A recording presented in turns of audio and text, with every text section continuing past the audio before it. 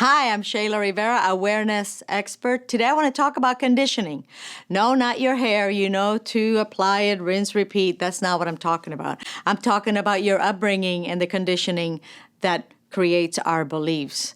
The best way I can explain it is using the flea analogy, which I heard from Zig Ziglar a long time ago.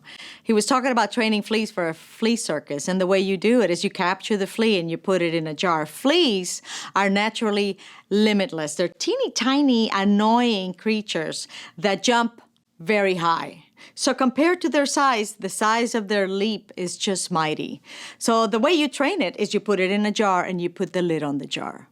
And then as soon as you put that flea in the jar, that flea's trying to get out. So you can put that ear to the lid and you're going to hear tick, tick, tick, tick, tick, tick, because it's trying to get out, right? You put that jar away, you come back the next day. You put the ear to the lid and you'll hear tick, tick. You put the jar away, come back the next day. You put that ear to the lid, you hear this. Nothing. See, at that point, you know that flea is trained. You take the lid off of that jar, and that flea will never, ever, ever, ever, did I say ever?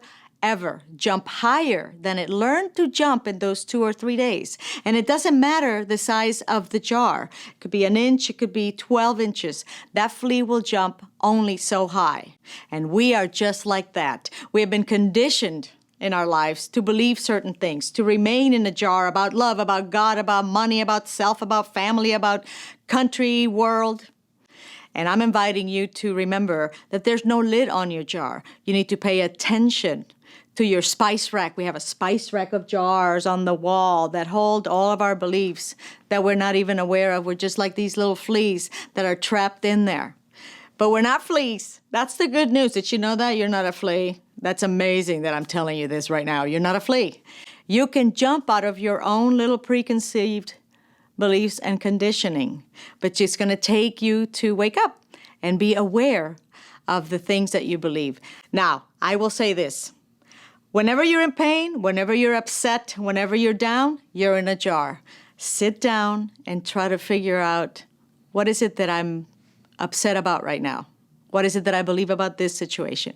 And then you can say to yourself, I'm doing the best I can. I'm going to move through this. And you just jump out of that jar. You take a risk. You don't shoot on yourself, oh, I should jump out of this. No, you just jump out and do it.